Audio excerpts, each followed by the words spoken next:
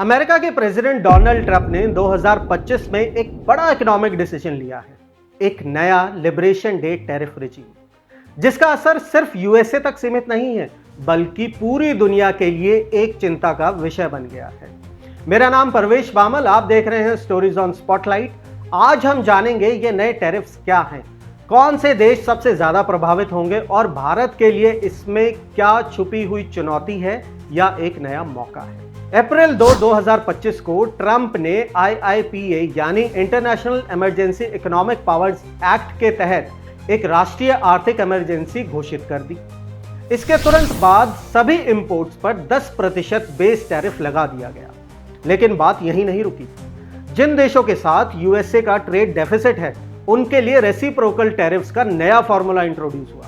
China पर 145% तक की ड्यूटीज, वियतनाम पर 46, इंडिया पर 26, बांग्लादेश पर 37 और इवन यूरोपियन यूनियन पर भी 20% तक।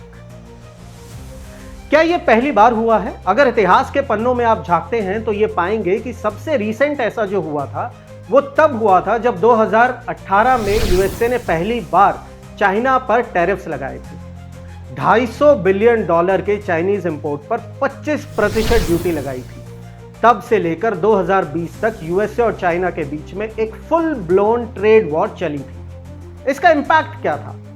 यूएसए मैन्युफैक्चरिंग सेक्टर में स्लोडाउन आया। यूएसए कंज्यूमर्स को इंपोर्टेड गुड्स के लिए ज्यादा पैसा देना पड़ा। IMF ने 2019 में रिपोर्ट दी थी कि ट्रेड टेंशंस का ग्लोबल जीडीपी ग्रोथ पर 0.8% तक प्रभाव पड़ा था। और अगर और पीछे जाएं तो 1930 के स्मूथ-हॉले टैरिफ एक्ट आपको याद होंगे। इसमें इंपोर्ट ड्यूटीज में जोरदार वृद्धि की थी, जिसका असर ग्रेट डिप्रेशन को और गहरा बनाने में हुआ था। कई देशों ने रिटेलिएटरी टैरिफ्स लगाए, ग्लोबल ट्रेड गिर गया और विश्व व्यवस्था संकट में चली गई। आज के टैरिफ जो कि 90 दिन के होल्ड पर जा चुके हैं, उनका दुनिया पर क्या असर हुआ? दुनिया के अलग अलग देशों ने उसके लिए क्या रिएक्शन दिया? चाइना ने तुरंत रिटेलिएट किया। अमेरिकन ऑटोज और सेमीकंडक्टर्स पर 125% की ड्यूटी। यूरोपियन यूनियन ने ट्रंप के स्टेप को इकोनॉमिक टेररिज्म तक कह दिया और WTO के पास कंप्लेंट फाइल करने की बात कही। यूरोपियन यूनियन के ट्रेड कमिश्नर का उस समय कहना था कि the world needs stability, not impulsive economic aggression. Canada भी इस दौड़ में पीछे नहीं रहा। उसने 25% काउंटर टैरिफ्स इंपोज किए। वियतनाम और इंडोनेशिया जैसे एशियन नेशंस नए अलायंसेस ढूंढ रहे हैं और AI इनेबल्ड सप्लाई चेन में इन्वेस्ट कर रहे हैं। तो क्या भारत के लिए नई चुनौती है या नया मौका है? भारत के export, specially pharma, engineering goods और टेक्सटाइल्स, टैरिफ्स के चलते प्रेशर में है। लेकिन जो देश चाइना से निकलकर नई सप्लाई चेन ढूंढ रहे हैं, उनके लिए भारत एक स्ट्रॉन्ग कैंडिडेट है। भारत ने अपनी पॉलिसीज में क्या बदलाव लाया है? कॉमर्स मिनिस्ट्री ने एक रैपिड रिस्पांस टास्क फोर्स बनाई है। FTAs यानी फ्री ट्रेड एग्रीमेंट्स को फास्ट ट्रैक किया जा रहा है, specially with EU, UK and gulf countries. Make in India 2.0 initiative में और पुश दिया गया है टेक लेड मैन्युफैक्चरिंग हब्स को।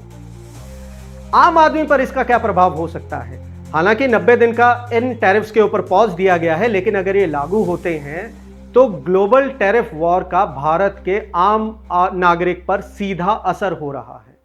लाइफस्टाइल सेक्शन में अगर हम बात करते हैं तो इंपोर्टेड कंज्यूमर गुड्स के दाम बढ़ रहे हैं। 8 से 12% तक के प्राइस हाइक्स रिकॉर्ड किए गए।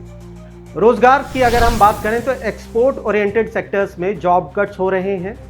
CII के मुताबिक 2025 के Q1 में 1.2 लाख जॉब्स का प्रभाव देखा गया है। वहीं पर अगर अर्थव्यवस्था की हम बात करें तो ट्रेड डेफिसिट बढ़ने से रुपये पर प्रेशर और GDP ग्रोथ में 0.5 से लेकर 0.7% तक नीचे गिरने का खतरा है, अगर ये स्थिति बनी रही। तो क्या इन टैरिफ्स के अंतर्गत भारत को डर लगना चाहिए, आम आदमी को डर लगना चाहिए या तैयार होना चाहिए नई अपॉर्चुनिटीज के लिए? दोस्तों, ये सवाल सिर्फ इकोनॉमिक्स का नहीं है, स्ट्रैटेजिक विजन का भी है। प्रोटेक्शनिज्म के शॉर्ट टर्म बेनिफिट हो सकते हैं, लेकिन लॉन्ग टर्म में इसका नुकसान सबको होता है। IMF ने अलर्ट दिया है, अगर ये टैरिफ रिजीम कंटिन्यू होता है तो 2025 के एंड तक ग्लोबल ग्रोथ 1.3% तक नीचे गिर सकती है। इसलिए दुनिया को सिर्फ रिएक्ट नहीं करना है बल्कि कोलैबोरेट करना है।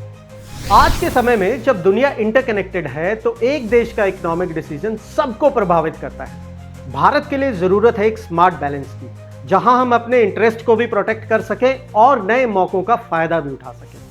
आपका इस नए टैरिफ युग पर क्या विचार है, कमेंट बॉक्स में जरूर बताइएगा। मिलते हैं अगले एपिसोड में नए मुद्दे के साथ। जय हिंद।